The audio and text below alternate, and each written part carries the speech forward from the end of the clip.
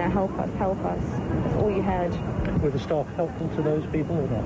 I think because they were trying to, there wasn't that many staff there. It was, they were just trying to get people out as soon as possible in case something else had happened.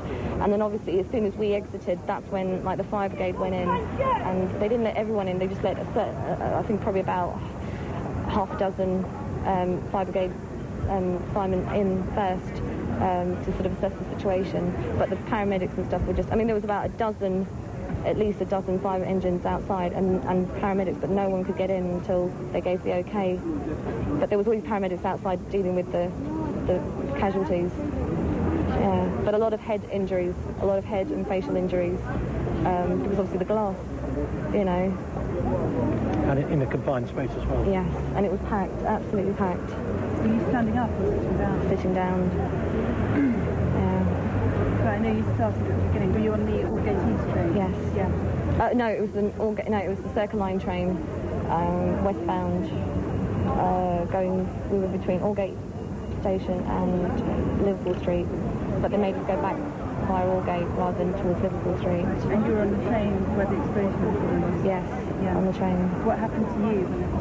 Just panic and stuff, but it was more the fact that you kind of, in those situations, you just think, oh, it's just a minor incident. You don't actually think it's something severe. You just think, oh, something. People just thought, oh, it's a power switch, because you saw lights and sparks, you know. But then there was a fireball from the actual carriage that it actually happened, and that's why it was just blacked out completely.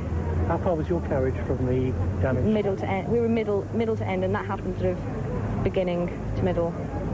So. But you had to walk past the carriage. Yes, they wouldn't let us through the carriage. We had to walk out, and then alongside the whole carriage, you had to walk past it, and that's when we saw it. It was just awful. The lights were on, or off? Everything. The power just gone, obviously. But people were just in a horrendous state.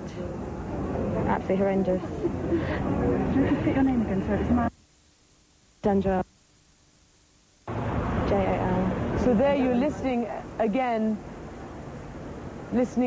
to people who have been talking about what they witnessed, what they saw, the fact that they went through, in some of these stations, went through these terrorist attacks. What Prime Minister Blair is saying are certainly, reasonably certain to be a series of terrorist attacks. And the Prime Minister is on his way now from Gleneagles, where he was hosting the G8 summit.